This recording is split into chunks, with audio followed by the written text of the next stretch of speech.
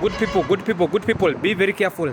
Huko nje kuna doi imemwagwa na State House kujaribu kusanitize watu. Ruto anajaribu kujisanitize na atatumia MCs, atatumia watu wa social media nini, lakini we can never forget, most of us tunakontroliwa na damu ya kina Rex, damu ya watoto wadogo, damu ya Justice, and then also feeling very sad that we spend so much, our taxes zinatumika vibaya sana. That is an intrinsic motivation that cannot be bought by money. Mkuwe careful.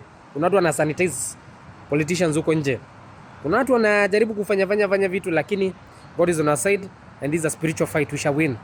Msiwasikize. Let us stay true to the cause. Hakuna vendrito prisoners, criminals. Akina Rex walikuwa wanauliza tu for things to work. Then sasa wakatufanyia madhara wengine. Albert Ojwanga kauli yako. Na wenye walimuua bado wako in office. Ndio mnatuambiaga nini hapa? Hata mjaribu kusanitize aje, hatutaisani. Hakuna. God is on our side. Justice be a shield and defender. Viva Transfer Mama Wakili. Viva and make sure umeregister hapo kwa Linda Mwananchi. Na Nakuru na Yoneyo zetu. Viva.